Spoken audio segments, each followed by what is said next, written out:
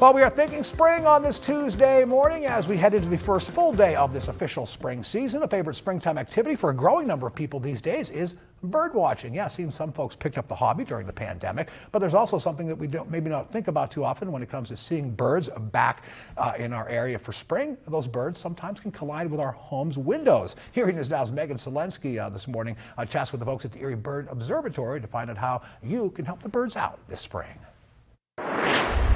Anywhere from 300 to over 900 million birds die in North America each year after colliding with glass. They run into the windows in the daytime because of like reflective glass or transparency.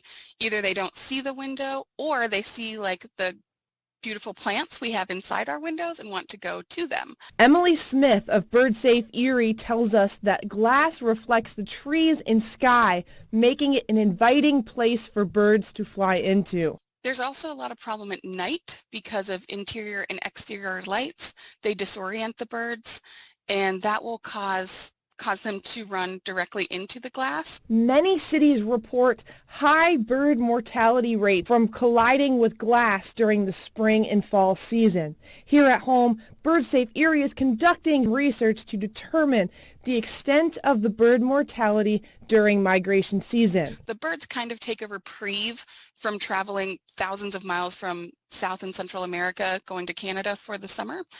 And just before the lakeshore, they kind of take a stop, take a breath, eat dinner, and then they move onward. Smith tells us that the project relies heavily on volunteers, and they're turning to the Erie community for your help. Right now, we're seeking volunteers that can dedicate at least one day per week. We're estimating less than 1 hour in the morning for 8 weeks. What is a typical shift for a volunteer going to look like? For people that want to volunteer, what are they going to be expected to do? A typical shift would be meeting at approximately 7 in the morning.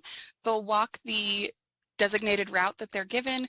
These buildings, again, we've worked with Green Building Alliance to get approval to look close to the windows, look behind bushes, things like that for any deceased or injured birds.